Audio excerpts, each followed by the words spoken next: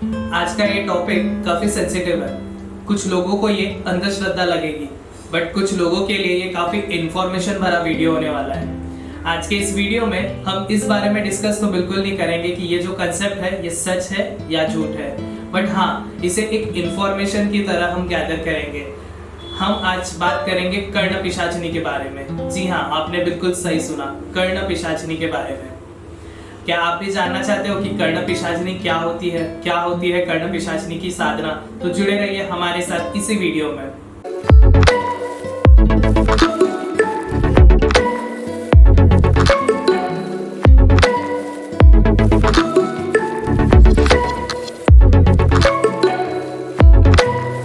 आप सभी का स्वागत है हमारे YouTube चैनल में। आज का ये वीडियो शुरू करते हैं कर्ण पिशाचनी के ऊपर। कर्ण पिशाचनी सुपर नेचुरल एनर्जी का सबसे लोवेस्ट फॉर्म है। ऐसा कहता है कि जो भी व्यक्ति कर्ण पिशाचनी की साधना सिद्ध कर लेता है वो किसी भी व्यक्ति का भूत भविष्य वर्तमान बता सकता है। जी हाँ, कर्ण पिशाचनी खुद अपने साधक के कान में आकर के दूसरे व्यक्ति का भूत भविष्य और वर्तमान तीनों चीजें बता सकती है। जैसे इसका नाम है वैसा ही उसका काम है, कर्ण पिशाचनी, यानी ये एक पिशाच की साधना है। आपको एक स्टोरी सुनाता हूँ। हमारे इंडिया के एक बहुत बड़े तांत्रिक हो चुके हैं। ये स्टोरी उन्होंने उनकी बुक में लिखी है। तांत्रिक का नाम है डॉक्टर नारायण दत्त श्रीमाली। उन्होंने अपने बुक में लिखा है कि उनके पास एक शिष्य आए थे जो कि कर्ण पिशाचिनी साधना करना चाहते थे वामाचार से, यानी तामसिक रूप से। इसे तामसिक रूप से इसीलिए किया जाता है कि तामसिक रूप से कर्ण पिशाचनी साधना जल्दी सिद्ध होती है, यानी 3 दिन के अंदर सिद्ध हो जाती है। कर्ण पिशाचनी की जो साधना होती है ये पूरे 3 दिन तक होती है।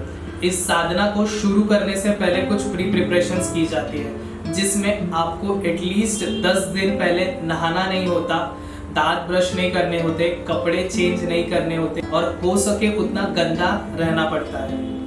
और फिर ये साधना शुक्ल पक्ष की त्रयोदशी को शुरू करते हैं। शुक्ल पक्ष की त्रयोदशी से लेकर के 3 दिन यानी 13, 14 और 15 यानी अमावस्या तक ये साधना चलती है। डॉक्टर नारायण दत्त श्रीमाली ने अपनी बुक में मेंशन किया है कि उनके शिष्य ने ये साधना शुरू कर दी और दूसरे ही दिन कर्ण पिशाचनी एक 25 से 26 साल की लड़की का रूप लेकर उनके पास आई।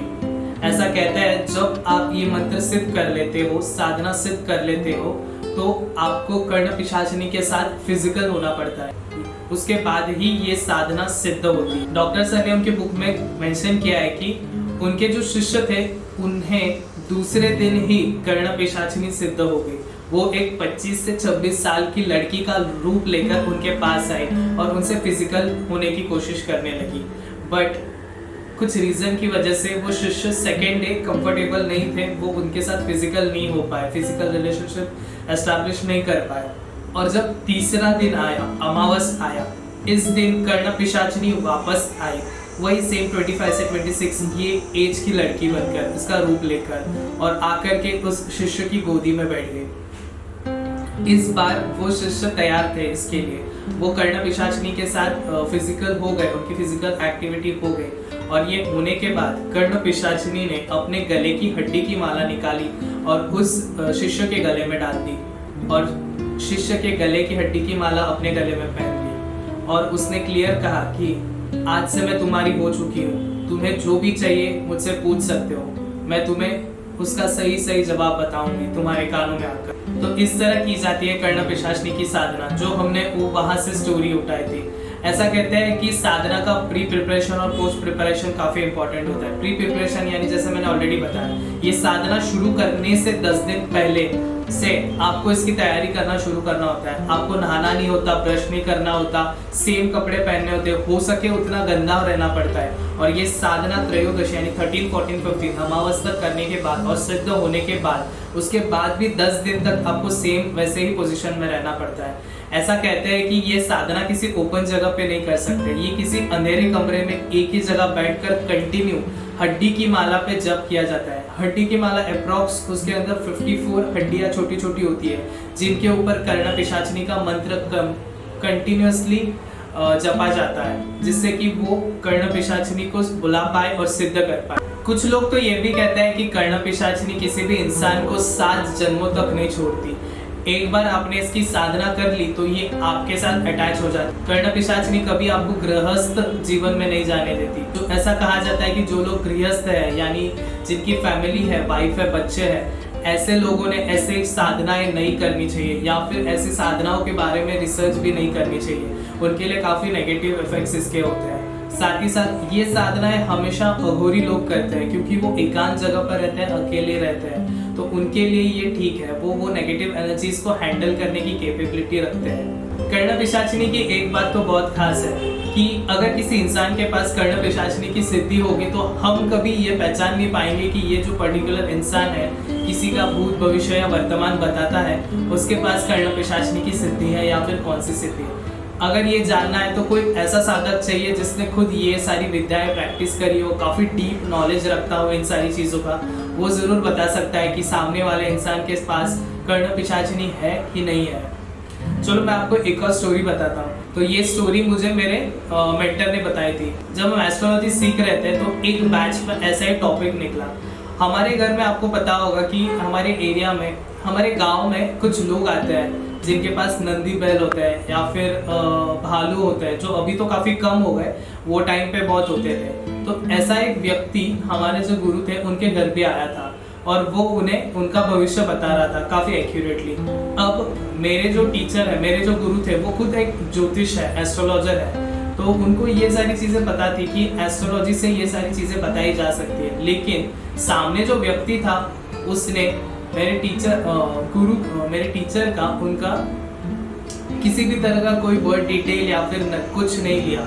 फिर भी वो उनकी लाइफ के बारे में बहुत सारी चीजें बता रहा था, पास्ट इवेंट्स बता रहा था। तो ये कैसे? तो मेरे गुरु ने क्या किया, उनको अप्रोच किया अपने घर पे आने के लिए, खाना खाने के लिए और नाश्ता करने के लिए। तो उस बहाने जब वो लोग, नंदी बैल वाले थे वो लोग, उनके पास एक नंदी बैल था, तो वो लोग जब खाना खाने मेरे गुरु के घर पे आए तो मेरे गुरु ने उनको नाश्ता वगैरह देने के बाद एक रिक्वेस्ट करी कि आप जो भी ये विद्या यूज करते हो, क्या आप ये मुझे सिखा सकते हो कि इसके पीछे का रहस्य क्या है, किस तरह यूज करता हूँ। तो उस नंदी बैल वाले इंसान ने मेरे गुरु को क्रॉस क्वेश्चन किया कि आप ये विद्या क्यों सीखना चाहते हो, आप इसके बारे में क्यों जानना चाहते हो। तो इन्होंने इनका प्रोफाइल बताया कि किस तरह वो हिप्नोथेरेपिस्ट है, हिप्नोटिज्म करते हैं, साथ ही साथ एक रिनाउंड एस्ट्रोलॉजर है, साथ ही साथ लोगों को एस्ट्रोलॉजी सिखाते भी हैं, बहुत अच्छी गाइडेंस भी देते हैं। तो ये सब सुनने के बाद उस नंदी वाले ने, उस व्यक्ति ने मेरे गुरु को बताया कि ये जो साधना है जिससे वो किसी का भी भूत भविष्य और वर्तमान बता सकते हैं, ये साधना